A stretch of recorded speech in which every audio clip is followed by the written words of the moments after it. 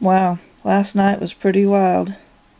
I'm not even sure where to start, and I'm sure I will probably leave some things out. God, so much to remember. It wasn't too bad. I could tell he was on an edge, of course. You can kind of see it building now. But it wasn't bad. It was just normal talking. I started to fix dinner as he was coming in to take his soak in the tub, which usually runs an hour and a half to 2 hours. This was just shy of 2 hours last night. It's in the tub in the old house. What used to be the house tub is almost through the floor, but we're still using it for winter baths. Anyway, that's another subject. Yeah, I'm quiet here. I'm listening for noises. We're still using the refrigerator in what used to be the old house. So I had a can of macaroni. Excuse me. Yeah, I'm sick. Macaroni and cheese base, and while I was outside talking to him with the campfire, I had the cooking pot and was cooking some noodles, and we were talking. I had said that I hope this pot's big enough to put our dinner in, and he said it probably will be. And then he was coming on in to get ready to take his bath, and I came in and put the macaroni and cheese. Came in here to do it instead of out by the fire in the tent, because I was going to put the macaroni and cheese base up in the refrigerator once I opened it.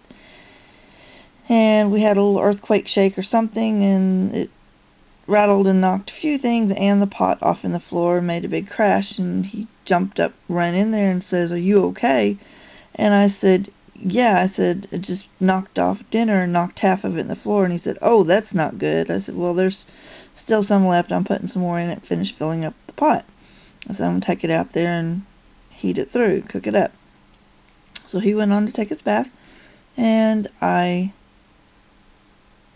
went out there and cooked up our dinner and set it aside. I was cooking ours, I was cooking for the cats, I was cooking for the dogs.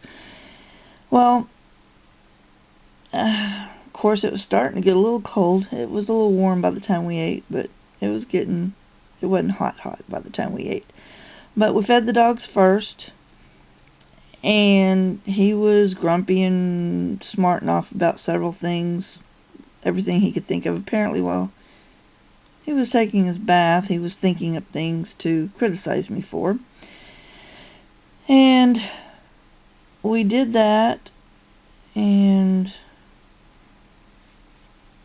I said I need to put a hot water bottle in with Grandpa Dog, the one that's by himself in a little small plastic house. It's got some blankets in it. It was going to go down to 29 degrees last night, but they've been missing the lows, and I didn't want to take any chances. And 29 is still really cold for an old dog to sleep with a blanket and no heat. So I was afraid it might go even lower, which it did. It went several degrees lower than that last night, and he pitched a great big fit that I should have picked a rich man and have a penthouse for my animals. They're dogs. They're just dogs. They don't need to be pampered. They don't need to be spoiled. I spoil them too much. One hot water bottle in with an old dog that has health issues, that was used to sleeping in his own room with an electric heater in the winter, and is now outside because we're all living outside. And I didn't think that was too much.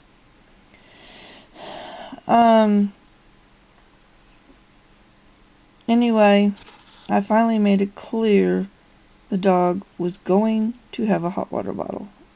If I had to go in there and cause a commotion with the dogs, if you remember from a post on our blog, that's an issue. He hasn't let me go in with the dog in months.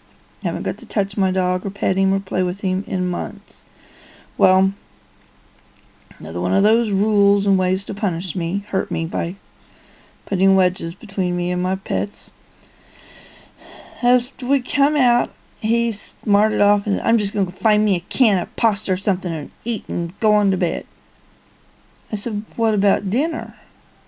Dinner's ready. You cooked dinner? What? Yeah, I cooked dinner. Well, you didn't tell me that. You saw me cooking dinner.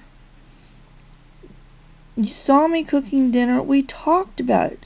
You didn't tell me that. You didn't tell me. I didn't hear it. You didn't tell me. You need to make sure I hear it. You know I'm having trouble hearing. You need to make sure I hear it. You didn't tell me. You need to tell me things so I can plan around it. What? He talked to me while I was cooking it. Outside and inside. He had just spent 2 hours, just shy of 2 hours, in the bathtub. It doesn't take that long to make macaroni and cheese. He knew dinner had to be ready. He went off big time on the dinner thing. After dinner, I made it clear I was putting a hot water bottle in with that dog.